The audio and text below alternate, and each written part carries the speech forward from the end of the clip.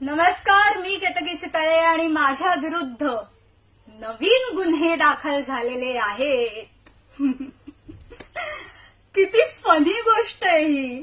हे म्हणजे कसं झालं माहितीये ना की कोणी म्हणत असेल की देशद्रोह याच्यामध्ये या अंतर्गत जे काही कायदे येतात ह्याचा गैरवापर होतो, तर त्याच व्यक्तीला ही देशद्रोह करतेय असं म्हणून डिक्लेअर करण्यासारखं झालेलं आहे.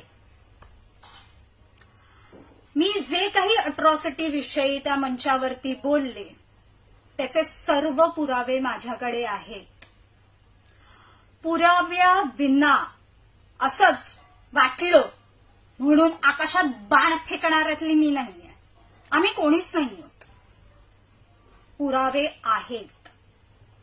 माझ्या स्वतःच्या विरुद्ध जी अट्रॉसिटी केस टाकलेली आहे, ज्या वकिलांनी टाकलेली आहे, त्यांनी एक विशिष्ट पद्धतीत स्वतःच कबूल केलेला आहे की त्यांनी ती खोटी केस टाकलेली आहे म्हणून. त्याचाही पुरावा माझ्याकडे आहे. सर्व पुरावे आहेत. लक्षात ठेवा. 3 मिनिटं, फक्त 3 मिनिटात ब्राह्मणांना आम्ही मारून टाकू असं म्हणणारी व्यक्ती, तिला काही होत नाही. का नाही काही होत हा प्रश्न विचारला तर पुन्हा कोणाच्या तरी भावना दुखावल्या जातील. बरोबर.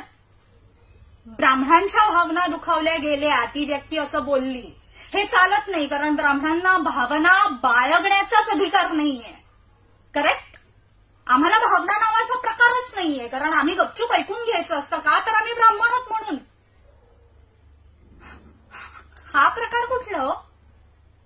बरं, ज्या व्यक्तीने ह्याविषयी एक व्हिडिओ केला, म्हणजे सुशील कुलकर्णी यांनी व्हिडिओ केला की 3 मिनिटात ब्राह्मणांना मारून टाकू, याविषयी त्यांनी त्यांच्या भावना अॅनालायझर या चॅनलद्वारे व्यक्त केल्या.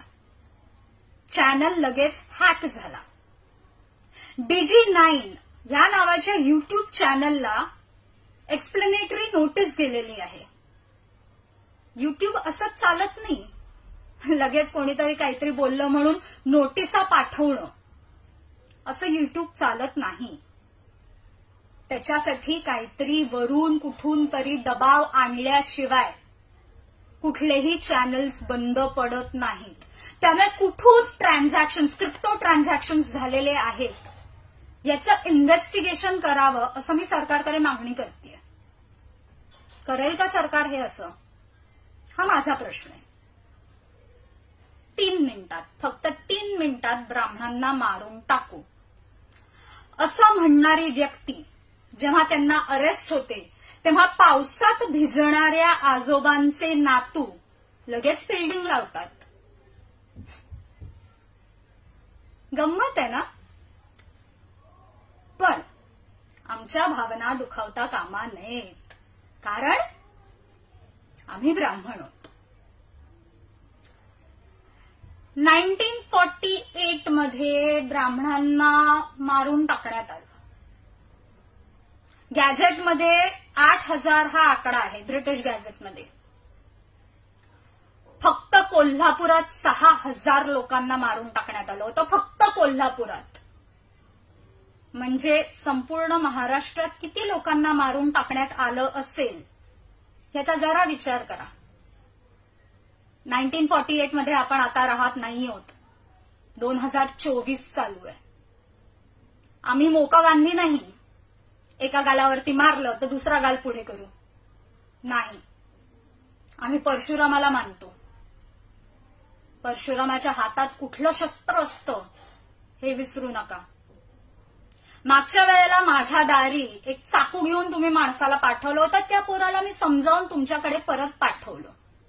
पण ह्या वेळेला जर माझ्या दारावरती कोणी आलं त्याचं टाळकं फोडून परत पाठवेन. आणि ही धमकी म्हणून समजा. पुन्हा अजून ह्याच्यावरती काही गुन्हे दाखल करायचे असतील तर करा.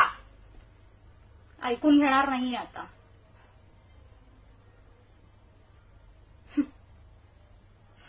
रस्त्यावर चालत असताना पुन्हा एकदा जर काय ऍसिड अटॅकचा तुम्ही प्रयत्न केलात, मी तर मरीन, पण ज्यांनी केलेला आहे ना त्याला पण मारीन. हम तो मरेंगे सनम, लेकिन साथ एक को तो लेके जरूर डुबेंगे. ब्राह्मण एकत्र यायला लागलाय म्हणून जळतीये ना तुमची, टाका अजून गुन्हे. टाकायचे असतील तेवढे टाका, आम्ही भांडायला तयार आहोत. जय परशुराम, जय हिंद, वंदे मातरम, भारत माता की जय.